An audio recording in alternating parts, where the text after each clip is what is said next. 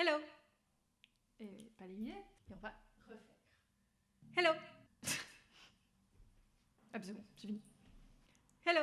Aujourd'hui, je vous retrouve pour vous donner 3 raisons qui font qu'étudier la philo est à la fois une joie, un avantage pour notre vie de tous les jours et notre vie professionnelle ou nos études, et une manière unique d'aborder le monde et la vie. Si tu n'as jamais fait de philo et si tu te demandes à quoi bon l'étudier, ou bien si tu hésites à faire de la philo dans tes études supérieures, reste avec moi, on en parle juste après l'intro.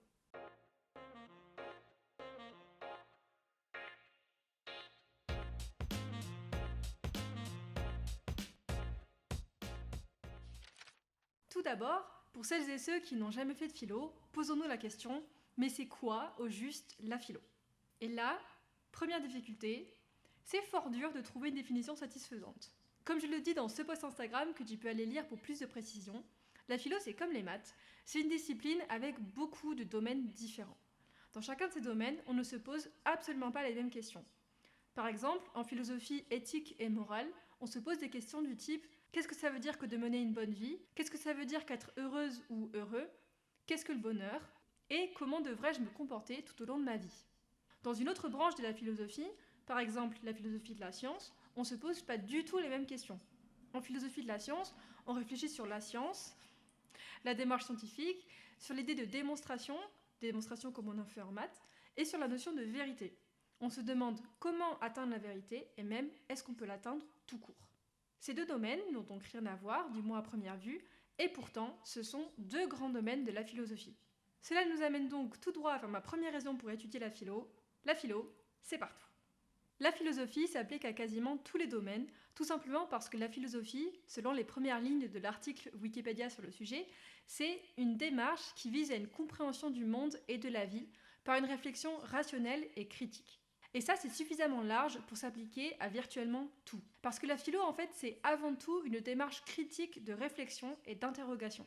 Critique dans ce contexte, ça ne veut pas dire négative dans le sens où on critique quelque chose ou quelqu'un pour pointer ses défauts, mais ça veut plutôt dire qu'on va analyser, évaluer et interpréter ce qui est dit pour vérifier que ça tient bien la route. Cette démarche peut s'appliquer à tous les domaines. Si tu es intéressé par la politique, il y a de la philosophie politique. Si tu es intéressé par l'économie, il y a de la philosophie de l'économie. Si tu es intéressé par le droit, il y a de la philosophie du droit. Si tu es intéressé par les sciences, il y a de la philosophie des sciences. Si tu es intéressé par les affaires, il y a de l'éthique des affaires, et ainsi de suite. La philosophie permet de s'interroger sur les essences des choses, c'est-à-dire sur ce que sont les choses exactement. C'est quoi la politique? C'est quoi l'économie? C'est quoi la science? Etc. Et elle permet donc d'avoir une réflexion plus en hauteur de la discipline qu'on pratique. Cette réflexion permet de mieux comprendre la matière en question, et elle donne aussi lieu à des collaborations entre philosophes et personnes d'un domaine différent. Par exemple, en ce moment, les philosophes et les législateurs-législatrices doivent travailler main dans la main pour décider de la place qu'on devrait accorder aux robots et aux intelligences artificielles dans notre société. Vu que la philo couvre tellement de domaines différents, il y en a pour tout le monde. Quels que soient tes intérêts, tu trouveras forcément un ou une philosophe qui aura des choses intéressantes à te dire. La dimension critique de la philo m'amène à la deuxième raison de l'étudier, qui est celle de former son esprit critique. Avoir un esprit critique est essentiel dans la vie de tous les jours, comme dans la vie professionnelle ou les études, car c'est ça qui va te permettre de penser par toi-même. C'est l'esprit critique qui te permet de ne pas accepter n'importe quelle information qu'on te donne, et donc de ne pas te laisser emporter par des fausses croyances auxquelles tu n'as pas vraiment réfléchi. Aiguiser son esprit critique, c'est absolument essentiel, déjà dans ses études, mais aussi et surtout dans la vie de tous les jours.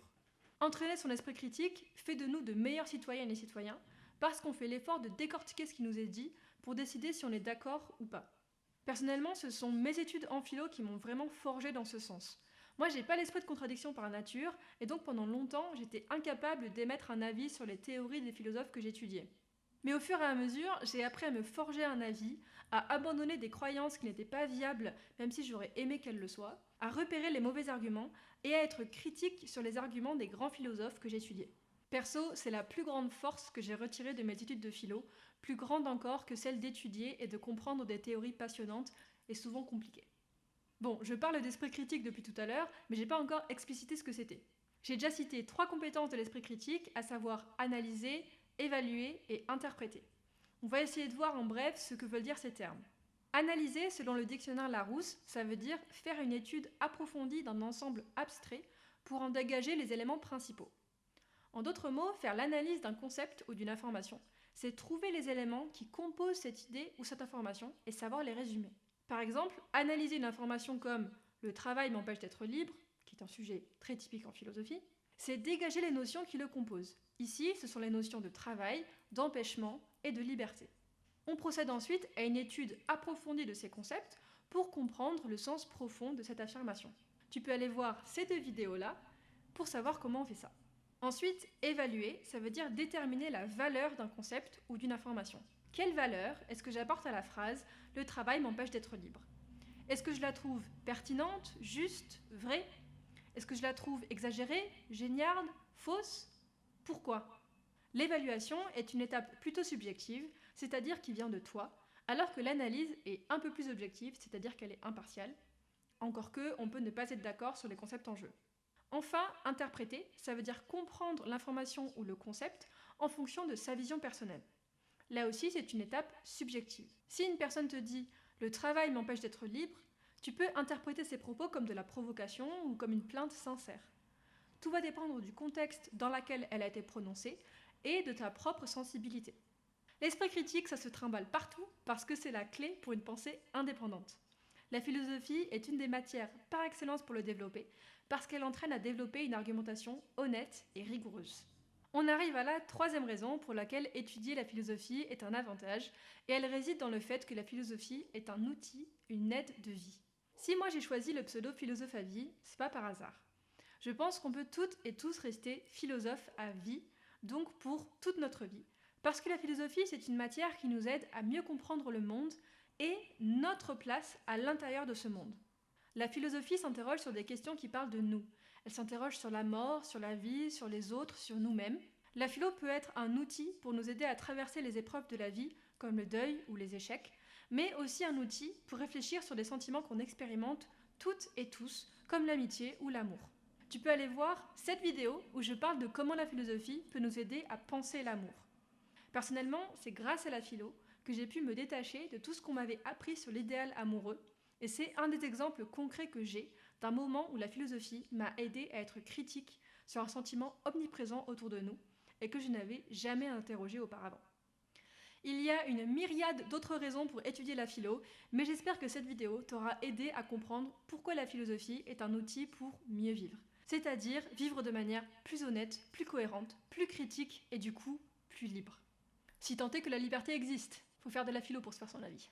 Merci beaucoup d'avoir regardé cette vidéo. Si tu aimes mon travail, n'oublie pas de le soutenir en t'abonnant, en likant et en partageant cette vidéo.